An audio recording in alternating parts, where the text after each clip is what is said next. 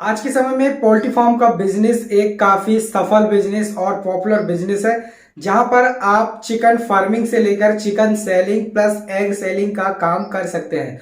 अगर आप भी पोल्ट्री फार्म शुरू करके अपना बिजनेस करना चाहते हैं तो पोल्ट्री फार्म कैसे खोलते हैं, इसके लिए एनओसी कहां से लेनी होती है और इसको ओपन करने का कंप्लीट प्रोसेस क्या होता है, आज की इस वीडियो पे मैं बताने वाला हूं। सो हेलो एंड वेलकम दोस्तों, मैं हूं चंद्रभान चक्रवर्ती। आप देख रहे हैं अपना यूट्यूब चैनल टेक रेवेन्यू। चलिए शुरू करते हैं।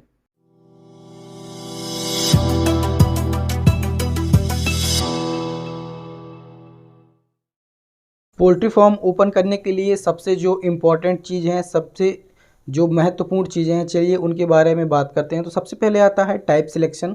अगर आप पोल्ट्री फार्म ओपन करते हैं तो इसके लिए आपको टाइप सिलेक्ट करना होगा कि आप किस प्रकार का पोल्ट्री फार्म ओपन कर रहे हैं, जैसे कि आप मुर्गी पालन का, बॉयलर का, बतख का या फिर किसका व्यापार करना चाहते हैं। तो पोल्ट्री फार्म के कई प्रकार होते हैं, जैसे कि बतख पालन, मुर्गी पालन या फिर इसके जो ज़रूरतें होती हैं वो सेम ही होती हैं। तो सबसे पहले आपको ये सिलेक्ट करना होगा कि आप किस चीज़ का पोल्ट्री फार्म ओपन करना चाहते हैं।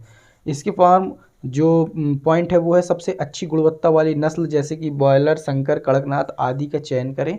इनमें बहुत सारी नस्लें भी होती है, तो आपको सबसे पहले अच्छी नस्ल का चयन करना है। तीसरा जो पॉइंट है, कोशिश करें कि व्यापार के लिए अंडे ना देने वाली मुर्गियों का चयन करें।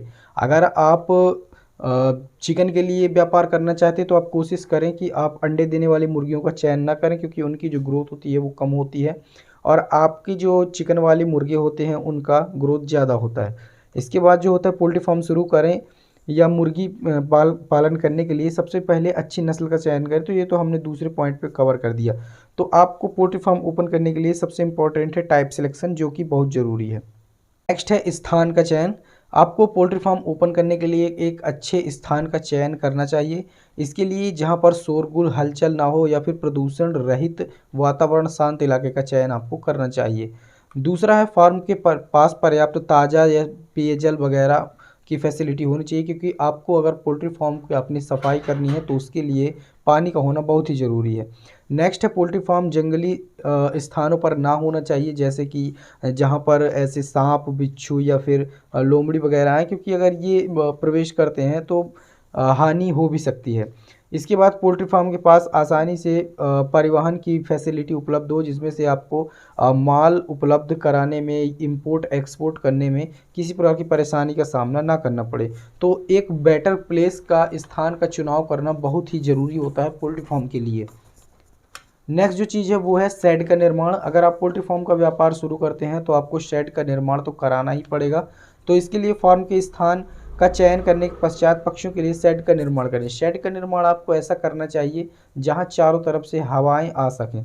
दूसरा जो है, शेड के सभी प्रकार आवश्यक वस्तुएं जैसे लाइट, वेंटिलेशन आदि का होना बहुत ही ज़रूरी होता है। तीसरा है, पोल्ट्री फार्मिंग टेक्निक के तीन प्रकार: व्यापक, गहन तथा अर्थ गहन, जिनका उपयोग आप आवास निर्माण के लिए कर सकते हैं। ये बहुत इंपॉर्टेंट पॉइंट है। ये पोल्ट्री फार्मिंग टेक्निक के तीन प्रकार व्यापक, गहन तथा अर्थ गहन है। तो देखिए, इसके लिए आप ऐसा स्थान बनाएं जहाँ पर चारों मतलब 12 महीने में उपयुक्त प्लेस हो, यहाँ पर ना ज़्यादा ठंड हो ना ज़्यादा गर्म हो। तो आपको ये चीज़ ध्यान में रखना है। इसके लिए इसके बाद इंपॉर्टेंट चीज़ है, व्यावसायिक उत्पादन के लिए गहन प्रणाली में सबसे अच्छी सुविधाजनक है। इस प्रणाली में आप अपने पक्षियों को फर्श, पिंजरे में या फिर एक मंच बनाकर उठा सकते हैं, यानी कि आप उन्हें शेड बाई शेड, खिड़कियों में जैसे जालियां आती हैं उनमें या फिर फर्श में आप उन्हें पाल सकते हैं। इसके बाद बॉयलर पोल्ट्री को लगभग 2.5 वर्ग फीट जगह तथा सामान्य पोल्ट्री फार्म को 4 वर्ग फीट की जगह की आवश्यकता होती है। यानी कि आपको इसका व्यापार करने के लिए एक कम से कम 2 से 3 एकड़ प्लॉट की ज़रूरत होती है। वहाँ पर आप अच्छा शेड बनवा सकते हैं और इसका व्यापार शुरू कर सकते हैं। नेक्स्ट जो है भोजन। तो भोजन के लिए आपको एक अच्छे कुक्कुट उत्पादन के लिए पौष्टिक एवं उच्च गुणवत्ता आहार का होना चाहिए, जो कि आप दलिया यूज़ कर सकते हैं या फिर आप अपने जो फार्मिंग सेंटर्स जो होते हैं उनसे सलाह ले सकते हैं। वो आपको इसके लिए अच्छा गाइड कर सकते हैं। इसके बाद सामान्यतः पक्षियों को अपनी नियमित आहार में 38 पौष्टिक तत्वों की आवश्यकता होती है, जिसमें वे बेहतर उत्पादन कर सकें। तो इसके लिए आप अपने वेटनरी डॉक्टर से भी सलाह ले सकते हैं, वो इसका अच्छा आपको तरीका बता देंगे, या फिर आप पशुपालन केंद्र में जाकर इसकी सहायता ले सकते हैं। नेक्स्ट जो है अन्य ज़रूरी सामान। तो इसके लिए फीडर, अंडे ट्रे, कैरेट ये तो नॉर्मल चीज़ हैं, आपको वर्कर्स रखने पड़ेंगे, स्वास्थ्य प्रबंधन का ख्याल रखना पड़ेगा। इसमें एक चीज़ सबसे इम्पॉर्टेंट जो है वो है इंश्योरेंस, जो कि यहाँ पर मेंशन नहीं किया गया। अगर आप पोल्ट्री फार्म ओपन करते हैं तो आपको इंश्योरेंस ज़रूर करवाना चाहिए, क्योंकि अगर किसी अप्राकृतिक घटना के चलते अगर आपके पोल्ट्री फार्म में पशुओं की हानि हो जाती है, अगर मुर्गियां मर जाती हैं, तो इसका आपको मुआवजा गवर्नमेंट की तरफ से मिल जाता है। तो आपको इसका रजिस्ट्रेशन करवा के इसका इंश्योरेंस ज़रूर करवाना चाहिए। इसके बाद कैरेट अपशिष्ट निवारण सिस्टम, जो कि उनकी अपशिष्ट निकलता है वहाँ से, उसको आप कैसे खपत करेंगे ये ज़रूरी है। लेबर गार्ड की ज़रूरत पड़ेगी, स्वास्थ्य प्रबंधन, हीटर और अंडे सेने की मशीन यानी कि इंक्यूबेटर की आपको ज़रूरत पड़ेगी। तो आप ये चीज़ें अपने पास रखें तो ज़्यादा बेटर होगा। इसके बाद जो सबसे इम्पॉर्टेंट चीज़ आती है वो आती है नो ऑब्जेक्शन सर्टिफिकेट। ये बहुत ही इम्पॉर्टेंट चीज़ है, क्योंकि आप अगर मुर्गी पालन का व्यापार करते हैं तो आपको नो ऑब्जेक्शन सर्टिफिकेट लेना ही होगा। नो ऑब्जेक्शन सर्टिफिकेट आपको मिनिमम 2 जगह से लेना होगा। सबसे पहले आपको पर्यावरण विभाग से नो ऑब्जेक्शन सर्टिफिकेट लेना होगा।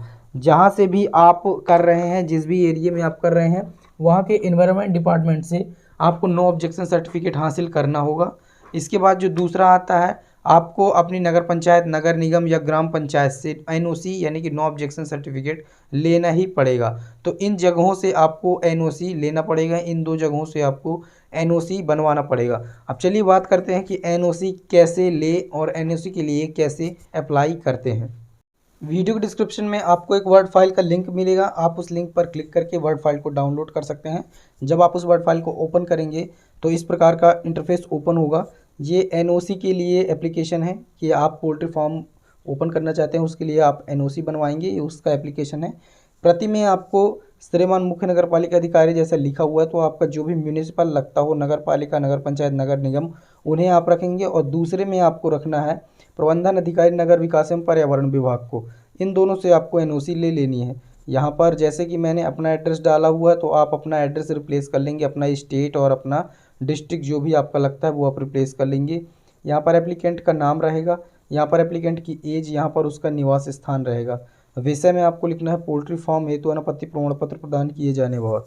अब आपको लिखना है इसके बाद महोदय आवेदक निम्नानुसार निवेदन करता है। पहला पॉइंट आपको लिखना है कि आवेदक उपरोक्त पद का स्थायी निवासी है, जो कि आपने यहाँ पर दिया हुआ है।